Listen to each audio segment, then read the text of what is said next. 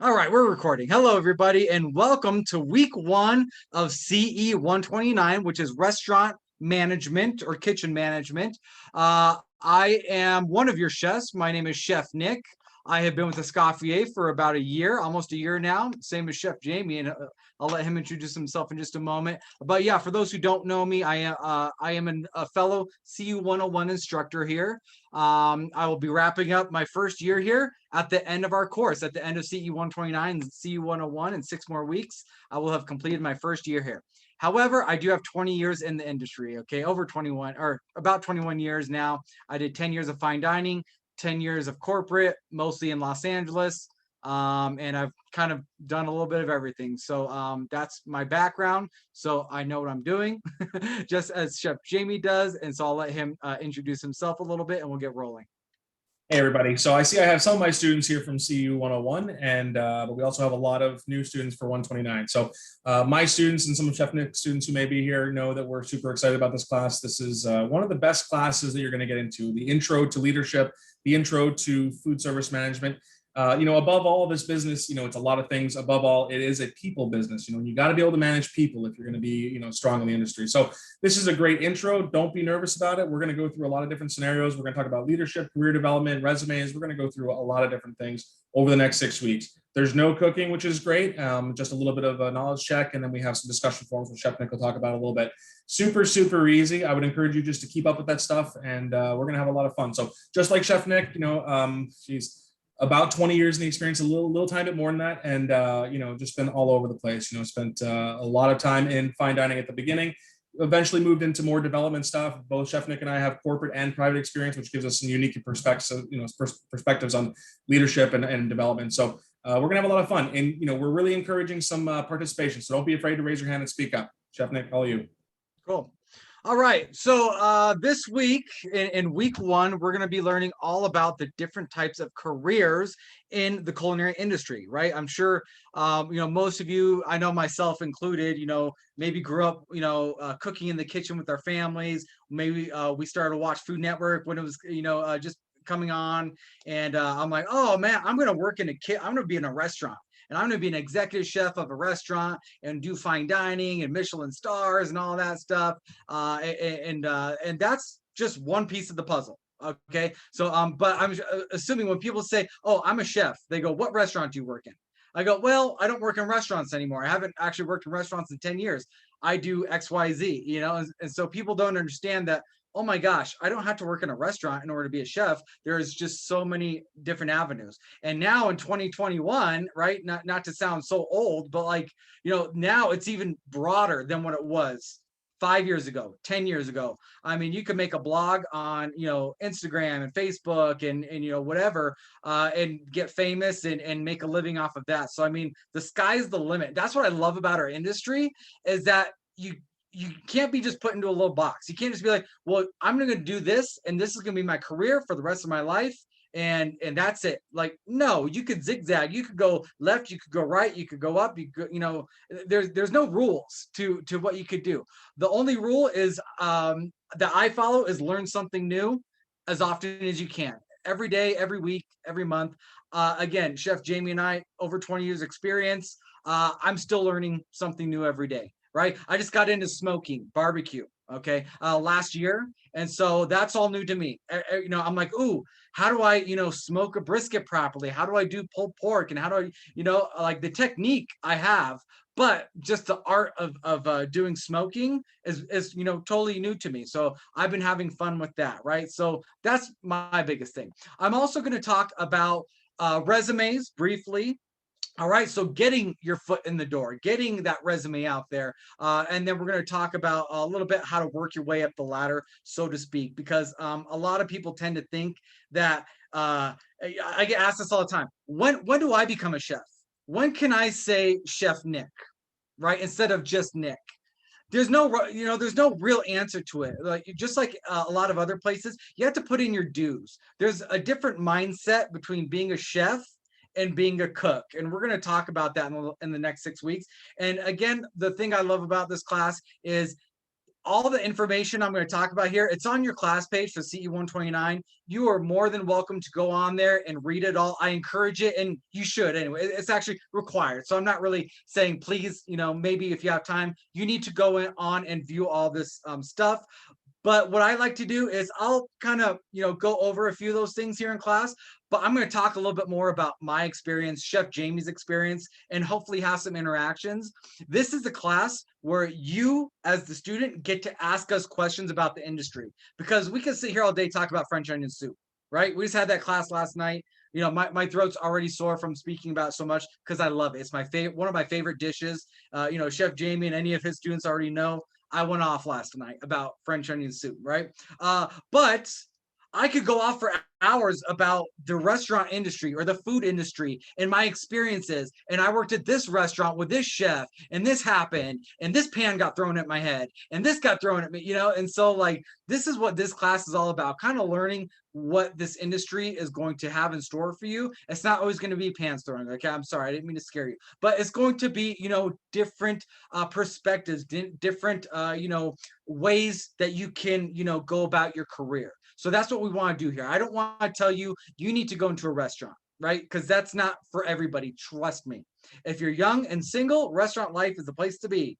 If you're, around my age, I won't say how old I am, with the wife and kids, restaurant life is not for you. Okay, it's long hours, nights, weekends. But you could do catering, you could do private events, you could do this, you could do that. We'll get into a little bit of that tonight. So, strap in. All right, get ready for a fun class. This truly is very fun. So bear with me, and we're going to get into a little bit more interaction in just a minute. But first, I do want to bring up that in these classes, you are going to have a discussion, okay, about every other week or so. So it's week 7 in your CU 101 class, right? So this is now our 3rd discussion. So everybody knows about discussion. What does a discussion look like? Can someone please unmute themselves and tell me, what are we doing in a discussion? Abby, I know you know what's going on. We discussing stuff. That's good. That's good. Right? But what are we writing? We're writing what? Like a paragraph? A paragraph, complete sentences. Right? Complete sentences, a paragraph about the topic at hand. And then what? What do we do? Once we've made that initial post. Then we respond to 2 or 3 students. Yeah, we interacting with each other and stuff. 2 students, right? Exactly. You're responding. And how's that response look like? I agree or I disagree. Nah, full sentences. Full sentences, yes. So if Chef Jamie says his ideal career position, right? Because that's what we're doing this week, all right? You're going to talk about what your ideal career position. This is just a suggestion. It's not anything that you have to write, but they're talking about maybe you're the executive chef of a Michelin star restaurant. I've been there, right? Owner of a small food truck. I've not been there. Chef manager for a corporate office building. I have done that as well. Okay, so 2 out of 3 I have done. I'm going to pick what's right for me. And I actually talked about executive chef for a Michelin star restaurant. Maybe Chef James is going to talk about being a manager of a corporate office building. All right. So you're going to make an initial post, and you're going to respond to the following questions using 3 to 5 sentences, right? In our current environment, describe 2 challenges that would occur in getting clients to eat at your establishment. All right. So that's what you're going to write a little bit of a paragraph about. So Chef Jamie would write his little blurb about, being a chef manager or whatever it is. And then I'm going to say, hey, Chef Jamie, I see that, one of your challenges is this. I agree or disagree or whatever. And this is how I feel you could go, about, getting your point across, or whatever the case may be. 2 to 3 sentences in a response, and then you're going to do that to 2 of your fellow students. Okay, then also there's this second part here. Based on the challenges, what are 3 most important questions that you would ask a chef applying for an entry-level position? So you're staying in that managerial role. You're saying you're the chef, you're the manager, you're the owner of an establishment, and someone's coming in to interview with you. You need to think of 3 important questions that you're going to ask them. Okay, so that all needs to be in your initial post. All right, you're the manager of a place. These are your struggles. These are your challenges. Here's 3 questions for a cook coming into interview. Respond to 2 of your fellow students, and then you can get up to 10 points. Still with CE 129, the discussions are worth 15% of your grade. I see your hand, Anthony. Just give me one moment and I will get to you, I promise. All right, so you're gonna have that this week. You also have a knowledge check. We all know what knowledge checks are. They're a group, about 10 random questions about the topic at hand. I am going to double down and reiterate, please go on at your own time, read all the material, because I'm not going to touch on every single little item tonight, but I do want you all to go on and view it all at your own discretion. There's no research material as far as videos or things like that go, just this live session and then the reading material. All right, so that's our discussion for this week. Anthony, I saw your hand go up. Go ahead, my friend. Just going back to that first question where it says, in our present environment, are we including COVID life? Yeah, so I know now, it's like, is it as crazy as it was last year? Maybe not as much, but still, I don't think things are exactly 100% back to normal. But you could talk about what, if in your area, things are like this, you could talk like that. If it's more strict, if it's less strict. But even still, I read this crazy article. I don't know if anyone wants to, do your own research, but I'm hearing that like a lot of our industry chefs who were already there have kind of gone into other, areas of profession. And so there's a shortage of cooks. So there's never been a better time to be in culinary school than now, because there's a shortage everywhere. People are like, I need cooks, I need people who know what they're doing. And then you go, hey, that's awesome, I know what I'm doing. I went to Escoffier. So I see your ad says X amount an hour, I'd like this amount an hour. Right, so that's just me, spitting off the top of my head. Chef Jamie, do you have anything to add?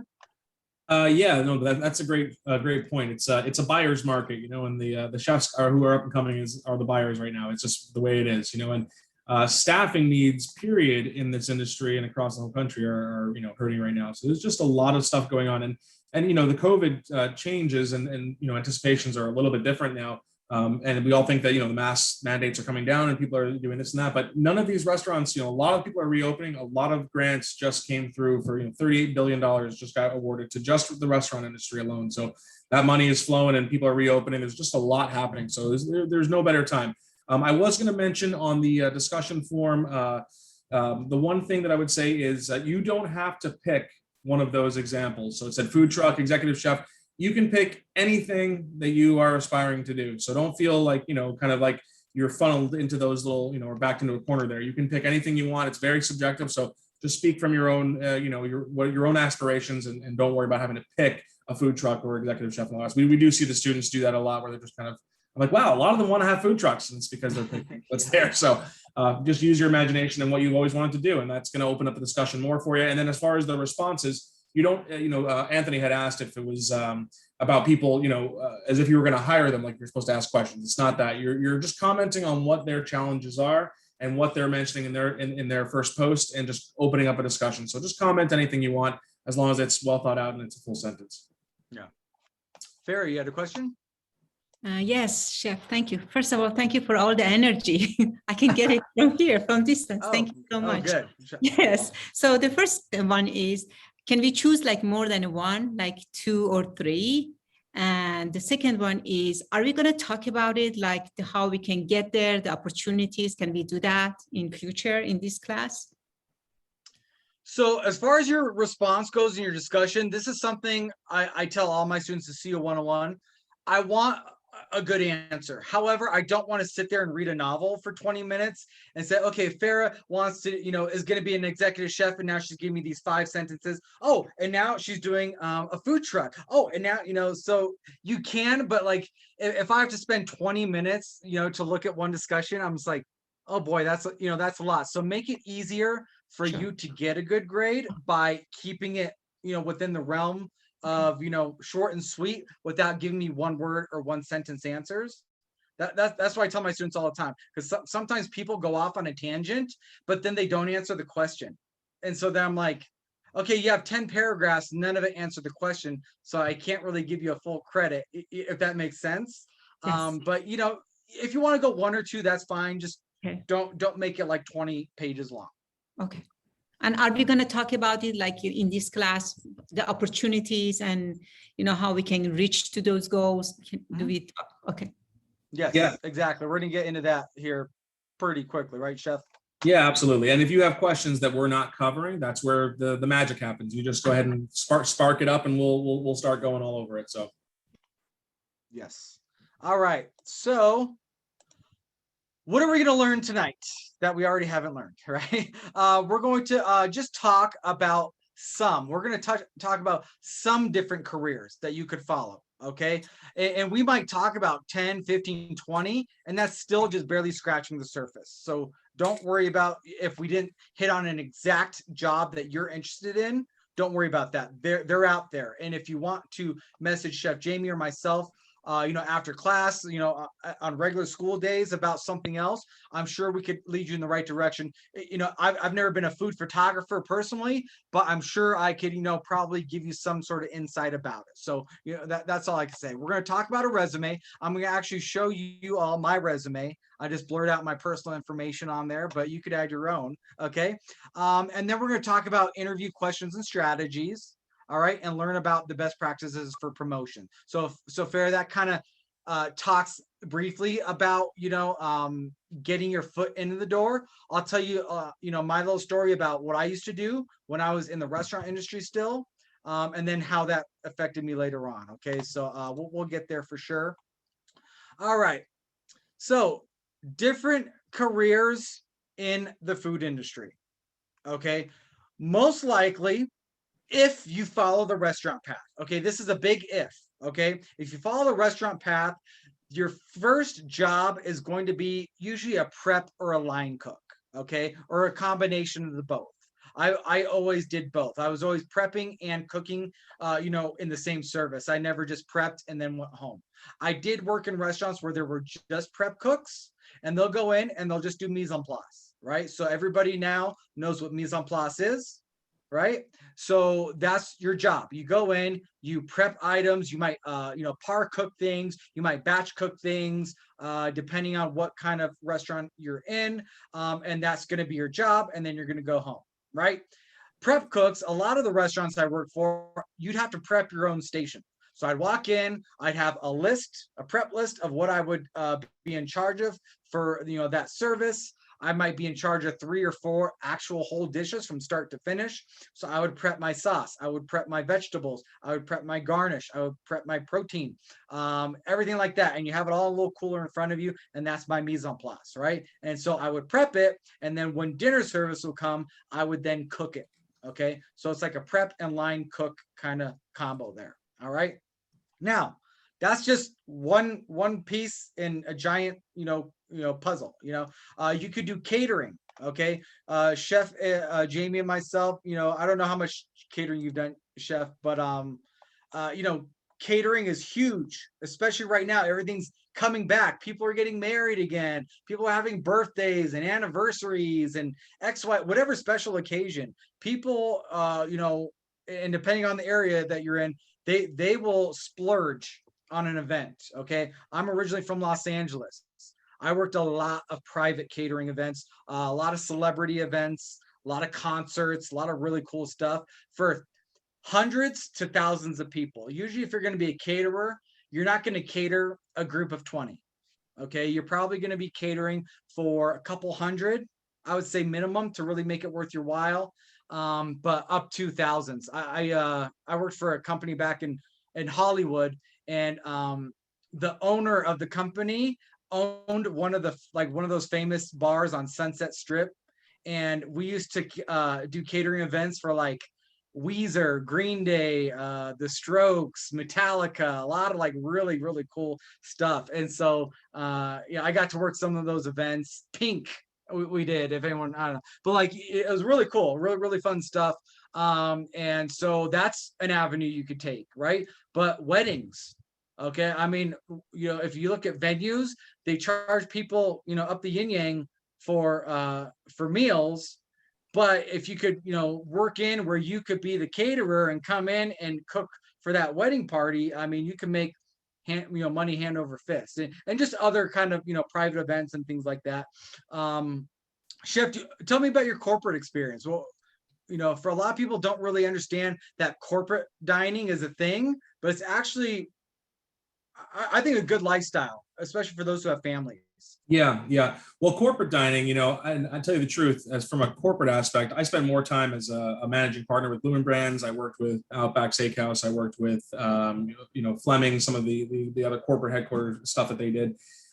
Corporate dining for me, when I hear you mention that, I think about actual corporations that have big dining needs, and sometimes it's daytime, sometimes it's boardroom meetings, sometimes it's huge conferences. There's all kinds of stuff. Very predictable, right? Things are booked out, way in advance, so you can really, really work your schedule, which is great. For me, the takeaway there, with corporate versus private, is that sometimes, these private facilities that you're in, if you're in like a freestanding restaurant or hotel that has a small ownership group, boutique hotels, it's very different than these corporate experiences that you might get into. Now, when you're in these private facilities, it's just, you never really know. They don't necessarily have like a dedicated HR department or a dedicated hiring team. There's just like not as much going on, that, policies, procedures, resources for the employees. It's a little bit different. When you get into that corporate environment, you tend to have a lot of checks and balances and a lot of support around you, which is great. But they're also, they have their benefits and their weaknesses, right, Chef? I mean, I think I prefer the private sector because one, you can make more money. There's a lot of opportunity there where you can grow with a company. Sometimes it's who you know. The corporate side, if you want to climb the ladder and kind of have a really true, clear path for your development, it's there. So it kind of just depends on your own, wants and needs, and of course, your own schedule. Because the catering events, if you just want to work, weekends and that's it, and you want to work mostly days, you hook up with the right place that does, all corporate events or all caterings offsite. So there's just such a multitude of different ways to go, and it all kind of depends on what you like. Getting a little bit of both for me has been the true experience of a lifetime. I spent many years in private, then I went into corporate for about 10 years, climbed all the way, to the top that I could, got involved with a lot of different peers. It really teaches you a lot about professionalism. And then I slid back into the private sector before COVID. So, I think going back and forth, there's a good balance there that you can strike. I'm sure, Chef Nick, you have a similar background, don't you? A little bit of both? Right. So I was looking at the chat. It was actually the Rainbow Room that the owner of the company, he's asking Roxy Whiskey A Go-Go, two of my favorite clubs in Sunset, back when I was single. But yeah, the Rainbow Room, which I forgot exactly where it is, but it's right on the corner there. But yeah, so I did 10 years of fine dining. I worked in the fancy Michelin star restaurants, and all that stuff, and that's great if that's the road you want to take. It is a very difficult lifestyle. I will not lie. Long hours, nights, weekends, holidays. I do feel there's still fine dining out there. There's still Michelin stars, but I did find that people are kind of they're looking for upscale, but they want something a little bit more quicker, a little bit more casual. I mean, I'm talking, I used to make 10-course meals, 15-course meals. It took the guests 2 to 3 hours to eat, and I'm just like, wow, we'd have like 60 people in the restaurant and that was slammed. That was like, because everything is just so precise, but I find that now in 2021, people, they want that, but they want something a little bit more affordable, a little bit more like quicker. I got places to go, people to see, things to do, things like that. So I think you can still give them that experience, but make it a little bit more approachable to people.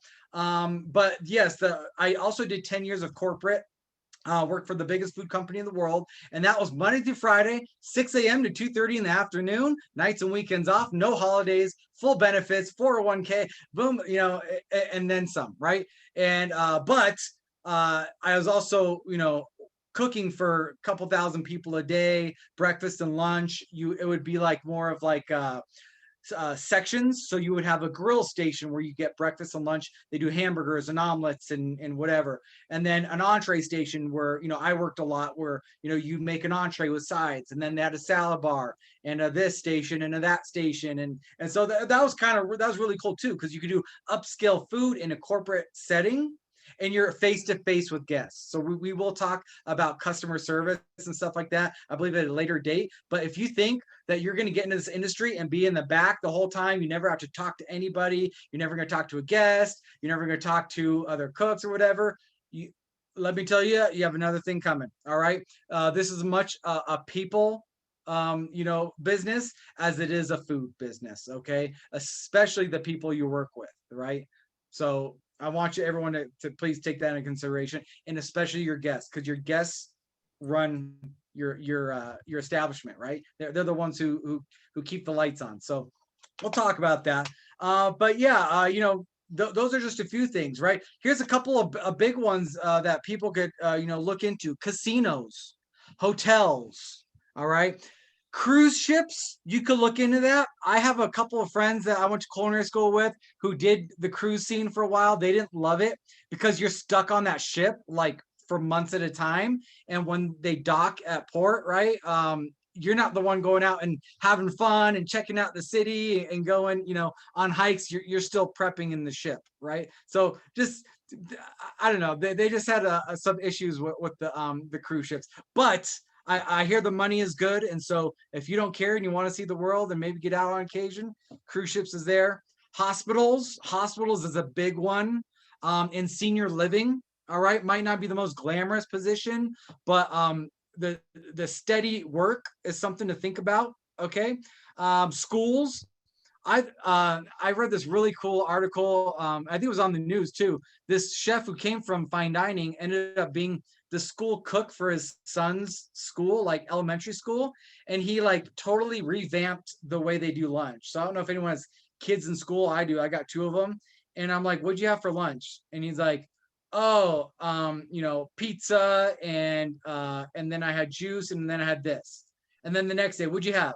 We had breadsticks for lunch with marinara dipping sauce from a packet, I was like, what's the next day? Oh, we had a giant pretzel. It's like, what? Like, what are you feeding our children? So I always thought it'd be so cool to get into like a school setting to where you can make real food for kids, junior high, high school, whatever, in college campuses, and like give them real good made from scratch food. I think that would be awesome, but sports venues, corporate, we talked about, assisted living, airlines, right? Or you could eventually strive to be what Chef Jamie and myself do, which are culinary instructors, right? But that's just to name a few. Does anybody else want to raise their hand and tell me what's something that you maybe have thought about that I didn't go over? And you don't have to go into detail, just raise it out there. Go ahead, Farah.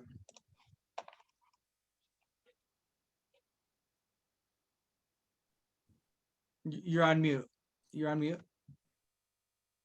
Well, I study holistic health coaching, so I'm a certified holistic health coach. I was thinking with this one, I can be a private chef, especially for the people who are dealing with some sicknesses. So these are my thoughts. Very cool. Yeah. Private chef is a big one.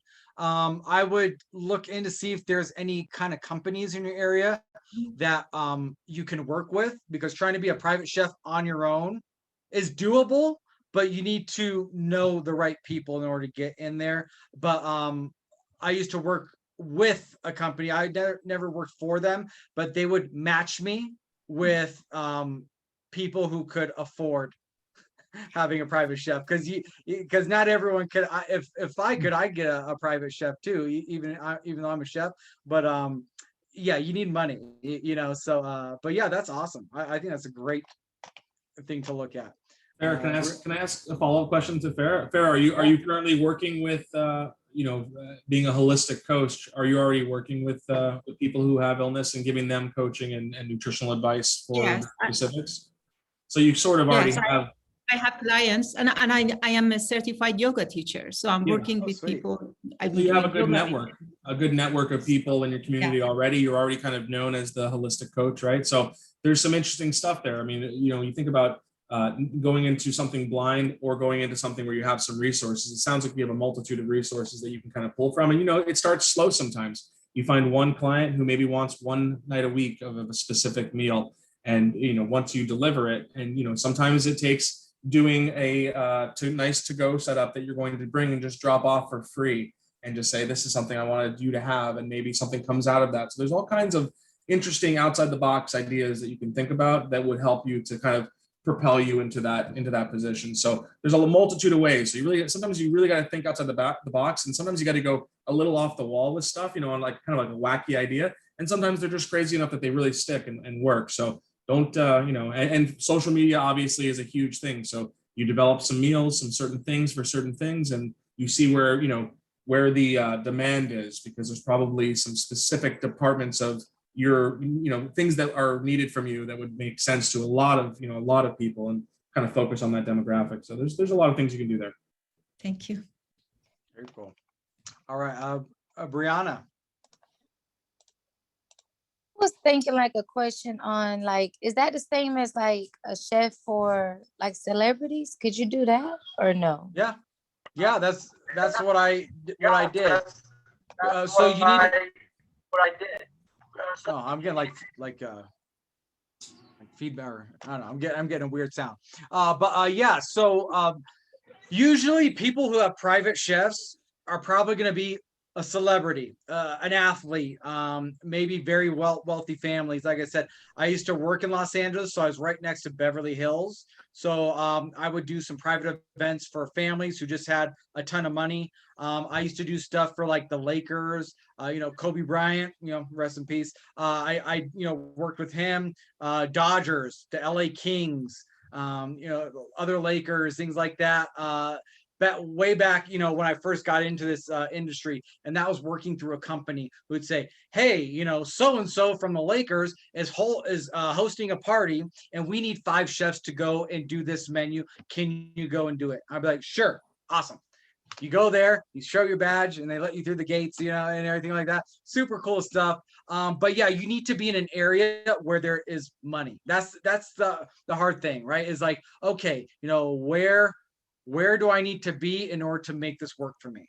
Okay, because if you just go to like regular suburbia, a family average income of 50 grand a year or whatever, and you're like, oh, do you need a private chef? No, not for because usually a private chef is making good money, and so you need someone making great money in order to employ you. Okay, so just keep that in mind. And you need so like celebrities. As I say, there aren't too many celebrities in Allentown, Pennsylvania. You got to be in the right place. Yeah. Ah. All right. Can you see my hand? Yes, Maxine. Yes, we're gonna get. I have 3 hands up. All right, hold on. I got 3 hands up, and we're gonna get there, and then we're gonna move on. All right. Sorry. Go ahead. Go ahead. That's okay. And if you could keep yourself on mute also there, Maxine, just until we get to you, just because there's a lot of background. So once we get you there, you can unmute yourself. Okay. Thank you. Let's go through these next 3 real quick, and then we'll move on. I promise. Go ahead, Thomas. Hi, it's Tom in Atlanta. Hi, Tom. 2 things. Hello, Chef. 2 things. You were talking about, personal chefs. Another trend is doing meal prep for families, and especially celebrities and athletes and stuff. And Atlanta has a lot of rappers and a lot of money because we have a lot of Fortune 50 companies here. And I know several chefs that do like 7 days of meal prep and drop it off to the family because they still want to be involved. Right. So, and That's then awesome. there's also the healthy. We have a Meals on Wheel program, but they also do healthy living for people with other health conditions or just older people. And their goal is to serve healthy meals to these people as medicine. Awesome. But my question was, and it's kind of ambitious, actually, and I've been in the business for quite a while. My goal is to open a bakery next year. Oh, so is that being too ambitious? Is the question. So it never hurts to have dreams and goals, okay, no matter how big or small they are. I never thought in a million years I would be, cooking at these events with these people and like, oh my gosh, right? Or working in a fine dining Michelin restaurant star. But it takes time too. So you also want to know, your stuff before you get into your own business, Thomas, right? Or Tom, excuse me. So you want to know whatever bakery that you're going to be owning, you want to know the recipes inside and out. You want to know your food cost and all that stuff. And you'll get into that later on. You want to know how to run your business, how to make your money, how, so it's not so much to just be good at baking, right? Because there's a million great chefs out there, great cooks, great bakers, but you need to know the business side of it as well. I won't get into the details of that. You will progress throughout the course of this class and in your next classes. But there's no dream too big or too small, as far as I'm concerned. If you want to open your own place, awesome, go for it. Know what you're doing. Don't jump in too soon without knowing all aspects of it. That would be my advice. And it is a goal, and I do a lot of things, but one thing to owning a restaurant, you need three things, and is experience, money, and location. And one of the reasons I'm doing this class is to firm up my experience and knowledge and to be certified. So that's one of the advantages of being in this class. Cool. Because I am learning a great deal, even with all the experience I have. Good. Yeah, I mean, you're on the right track. All I say is make sure you have all of your T's crossed and your your I's dotted, and make sure you know exactly from start to finish, top to bottom, inside and out, what you're doing before you open up your own And place. it is a suicide mission for most people, so I'm well aware of that. But it's also a dream of mine. Good. Thank you. Follow your dream. Yeah, I'm not telling you not to.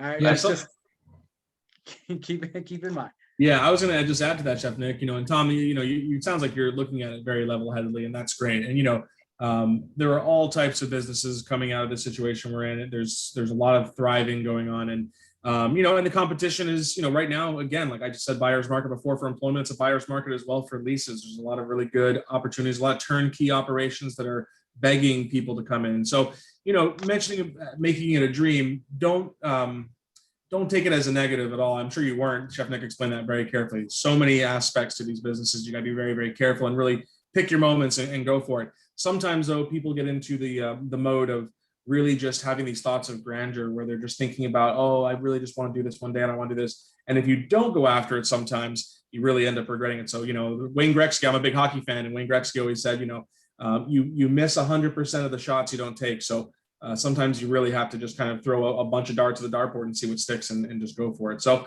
there's two ways to look at it. You have to have some courage and go for it, but you also have to be extremely savvy with the business side of it and just really, really carefully plan it out. So there's no, being a chef, no matter what we're doing, we're planning all the time. It's planning, how we're going to focus on A, B, C, and D, and all of the, backup plans that go along with it. So, having all that stuff thought about very carefully is the way to go. And it sounds like you're thinking that way too. So I agree totally. All right, we're gonna go Francisco and Maxine real quick, and then we have to move on. Okay, I don't want to shorten your time, but I do want to move on here. But go ahead, Francisco. Okay, so I was in the wine industry for about 7 years, and so I learned a lot. And my family's Spanish, so I want to do a tapas and want something like that. Maybe do like a weekly paella or something, and that kind of feel a bit, make it nice dining, but also casual. Yeah. Where you feel like you have to do stuff, but you're getting good food. Exactly. Cool. That's awesome. I love tapas bar. I've been to Spain as well, and I mean, if you could do it well and authentically, and bring it to a community that to where it's a little bit familiar, but like still exciting, tapas.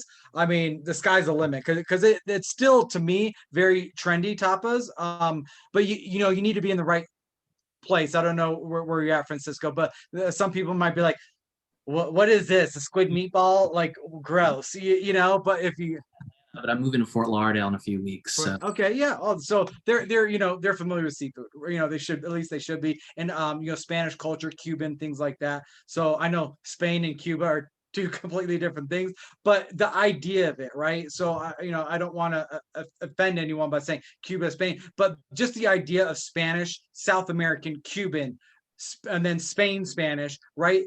People are a little bit more open to it. If they're like, oh, well, I like Cuban food, so I would like, I think, Spanish tapas or whatever the case may be. So What's I'm that? half Cuban, half Spanish. There, So there you go. Oh, dude, you got a made in the shade, bro. Yeah. Awesome. All right, let's go Maxine real quick, and then we're gonna move on. All right, I'd love to talk to you forever, Francisco, but go ahead, Maxine. Now you can unmute yourself.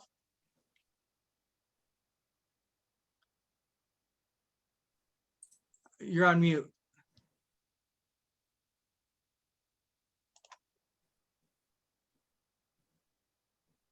Maxine, can you hear me? You're still on mute. All right. Here we go. Can you hear me now? I Can can you hear hear you, me? but it's a little, the audio's a Hello? little messed up. Okay, is it still messed up? No, I think Hey, you're good. Go ahead. hello?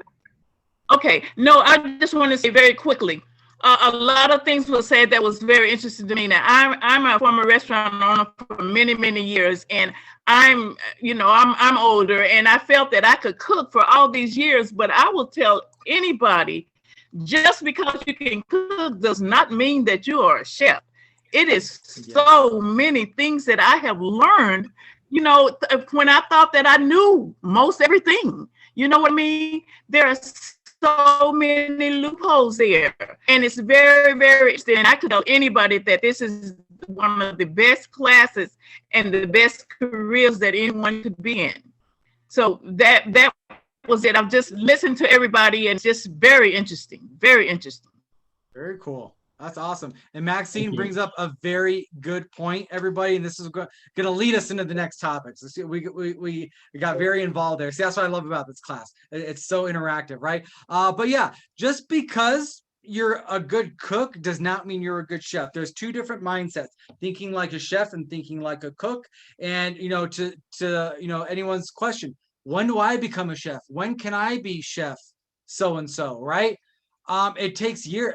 In all honesty, it's not something like I don't know how doctors work, but it's not something like, here's a diploma, you're a chef. There you go. It's like it takes years of honing your craft. It starts with being a good cook. So my students know that I really drill in great technique, because you should be a good cook first and foremost. You, in any restaurant that I've ever stepped foot in, I've felt confident, whether it was true or not, I felt confident that I could outcook anyone else in there. My flavors are the best. I'm faster than everybody. My mise en place is better than everybody. Like, I don't care who you are. I don't care if you're the owner of a Michelin star restaurant. I'll cook you under the table. If you don't have that mindset, right, don't even bother going in. Okay. Now, whether or not that's true or not is a different deal. But I always said I'm the best one in the kitchen. That's that mindset. But then you need to know how to food cost. You need to know how to order. You know how to keep your inventory in check. You need to know how to be a manager and a parent to the kids that are going to work for you, because that's what your cooks will become, like your children. And sometimes they act like it, right? And sometimes they fight, and they took my mise en place, they took this. I'm like, oh my gosh, you have to be a psychiatrist, a therapist, an electrician, a gas man or woman. You have to be it all. A chef is everything. A chef has nothing to, not nothing, but little to do with food and more about everything else. Like Chef Jamie said, he's more like, he's talking about like overseeing everything and managing, not so much cooking in the kitchen. That's a cook's job, right? Being a chef is everything else, but cooking, it starts there, right? I always, because chefs or cooks get attitudes and they think they know it all. And then you say, hey, move over, young, and let me show you how it's done. Even though I was always like the same age as my cooks, if not younger. But I'd be like, boom, boom, boom. This is how you do it. This is how you played it. And they go, oh, whoa, that's crazy. Thanks, chef. And I go, yeah, I know what I'm talking about. So move us, So, but it all starts with our resume. Okay, so let's get into our resume real quick. All right, and I'm going to share my screen again. And I'm actually going to share with you my resume and talk about these tips and tricks here, right? So spell check first and foremost, right? As a chef, myself, I did hire a lot of people, a lot. I probably hired in the thousands over the last 15 years. And so because I worked for that corporate food company, and then again restaurants before that. Restaurants is like a revolving door sometimes. Okay, I hate to say it, but it's true, right? But make sure whoever is looking at your resume, it's got to pop in some way. It's got to kind of stand out to them. Make sure you spell check. Okay, then check manually, because you don't want to sound, like you didn't go to culinary school or wherever you went, or high school or whatever. Okay, so make sure your words are in order. Your sentences that you write, make sense. All right, be honest. Be honest. Be honest. I know how to do sous vide cooking very well. Just by a show of hands, okay, you don't have to unmute yourself, but just by a show of hands, who does not know what sous vide cooking is? I just want to see your virtual hand goes up. I don't know what a sous vide is. I forgot. That's virtual hands. Virtual hands. If you don't know what sous vide is, all right. Hold on. Okay, so quite a few of you. So don't write that you're a sous vide master on your resume. That's where I'm going with this. Sous vide is to cook something in basically a Ziploc, air sealed bag in water. That's the short and long of it. There's a lot more to it, okay? But it's a technique that really took on in like the early to mid 2000s, Chef. I don't know if you'd say that. Thomas Keller kind of made it popular with Under Pressure, and it's a technique that's a little bit advanced. All right, don't put it on your resume if you don't know what it is, because I guarantee you, because it happened to me, because I said I'm great at sous vide, which I am, and I was interviewing for a job in the early 2000s, and he goes, "Oh, you can do sous vide? Oh, awesome! I want to do that." This is how you do it. Boom, I got the job, right? So make sure to be honest. Do not lie about anything. Now, you always want to, talk yourself up. So if you know how to grill, if you know how to, saute and fry, right? Put that on there. Say, "Oh, I know that. I'm great at it." Boom, boom, boom. Talk yourself up, but always be honest, okay? And then depending on where you're applying, rearrange the categories, right? So I have 20 years experience, but I can make a resume that's pretty like honed in on the job I'm looking for. I actually did teaching before I came here. I used to teach at a wine bar in Denver here where I live. I did that for a year. At the corporate account, I did training. I did company training. So I was always teaching people there as well. So I have plenty of teaching experience, even though before I came here to Escoffier, I was never an instructor. But I talked that up on my resume. Hey, I used to teach it at a wine bar. I used to train new employees, including other executive chefs like myself, right? Keep it to one page as well. Keep it short and simple. All right. References, people still use references. You could put that on a separate page, but I don't know. As a hiring manager, I rarely have the time to call up people and be like, "Oh, did Anthony work for you? Was he cool?" It's like I don't really have that kind of luxury. But keep it to one page. Have your current updated information, so your whole name, an email, a phone number, and everybody, listen, look at me right now. Get a professional email. Get a professional email. One more time, get a professional email. You don't want to be like rockstar86 420 at gmail.com. Okay. When your employer is looking at your Gmail or email account or whatever, they don't want to be like, "Oh my gosh, keep it professional." I think we all kind of know where I'm getting with this. Do not have something that's silly or not professional. Okay. But I would update your email, because even mine was old and something goofy or whatever. But put your name at Yahoo or whatever the case may be. All right.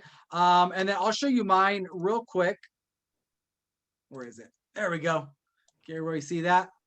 All right, so this is the exact resume that I sent into Escoffier, right? Before I added them, okay? Culinary instructors right at the top, so always keep it current, all right? My name, what I do, I put a little contact there, information with a current email and a current phone number. An objective is nice, okay? So keep it short and simple, keep it in reference to what you're applying for. So I put professional chef with 20 years of culinary experience, passionate about teaching and motivating staff or students to perform to their best of their abilities and increase their culinary skills and knowledge, right? I didn't lie about that. I love teaching. I loved it before I became an instructor. I loved working at the wine bar. I love being a trainer. I love teaching my staff. As a chef, I always say, first and foremost, I am a teacher, and then I'm your chef as well, right? Talk about relevant skills to the position, okay? Now, if you've worked in another industry, you could put them there if it makes sense, okay? If it makes sense only, okay? Because you can have cross, skills, right? And that's completely fine. But like I'm a fast worker. I learn on the fly. I'm easy to get along with. I work well in a group environment. I work well under pressure, right? You could have worked for a construction company and worked well under pressure and been very fast and been XYZ, right? That's what they want to hear. But if you're like great at like construction, how does that help me with cooking, right? So make your skills relevant, okay? And then keep them to a few bullet points, right? And then up here, what I did is I have my last like 5 to 10 years of experience on there. So I actually worked at that corporate dining for 10 years. Okay. And then I also worked at that wine bar as an instructor for a year. Okay. And so that was my most relevant and most recent experience. I didn't list every single restaurant I ever worked for because that would be too long, because I worked for a lot of restaurants. So it was fun. I used to move around. All right. But that's my own journey, and don't worry about my, everyone has a different journey. Okay. But if I list every single restaurant I ever worked for, that's too much. Here's the thing. Education, I messed up. Okay. And I want to talk about this briefly. I wrote, I went to Le Cordon Bleu in Pasadena, California. I went in 2004 and 2005. Okay. So if anyone wants to, do the math, that's how old I am. Right. I was still, and so I put those years there. Now, here's the thing. It is illegal to discriminate against anybody for race, religion, age, sex, gender, blah, blah, blah, whatever. However, we all know we live in the real world, okay? And people will look at resumes and be like, oh, this person graduated high school in 79. I don't want someone who's in their 40s or 50s or whatever working for me. I want a young, hip staff. Believe me, I've seen it firsthand. It's unfortunate and it is highly illegal. All right. But don't think that people out there are not going to be like, I think age discrimination is very, rampant in our industry. So take any, if you have a high school diploma, take the year out of there. Culinary school, take the year out of there. It's not pretty. It's not, what I like to talk about, but it is real. Okay. So just keep that in mind. All right. Because you can look at someone and be like, oh, I want a whole bunch of culinary students. Well, culinary students' ages range, right? Because we're all at different parts of our lives. But someone might be like, I only want someone who doesn't have all this experience because I want to teach my staff this way. Or they could say, I only want people with 10 plus years experience because I don't have time to train people, right? They need to know what they're doing coming in. So I want everyone to keep that in mind. Okay. So I messed up there, but it is what it is. And then, certifications, I'm ServSafe certified. And then a little personal stuff about yourself, right? It doesn't have to go into great detail, but why not add a little something. This was done. My wife did this for me. She's better with the computer than I am. She put like this little square box, right, with some stuff, make it stand out. And if you can, do a cover letter.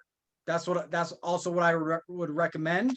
All right. Do a cover letter telling that employer why you want to work for them and what they're getting, in you as an employee, right? Like, hey, I researched your company.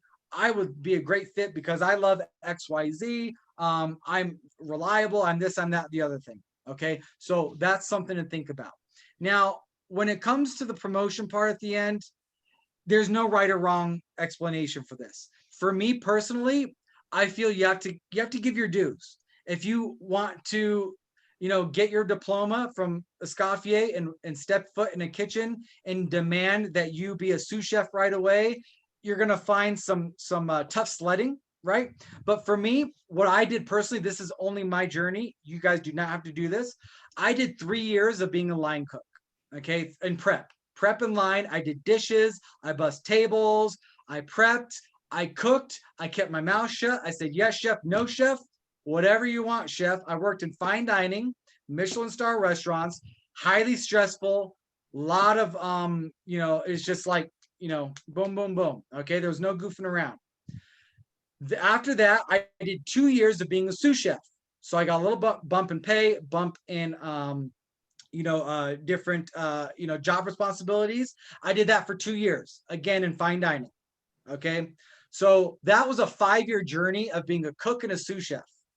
Then I did 5 years of being a chef de cuisine, executive chef, again in fine dining, where I was doing the menu development, the ordering, the inventory. That was a very nice paying job, but very stressful, very, very stressful, especially when you work in Michelin stars. I mean, if you lose a star, I mean, you might as well like fall off the face of the earth. Okay. It's very competitive, very crazy. And believe me, I was a chef de cuisine. It didn't mean I ran the kitchen by myself. I had a chef owner who was French and very crazy, very crazy.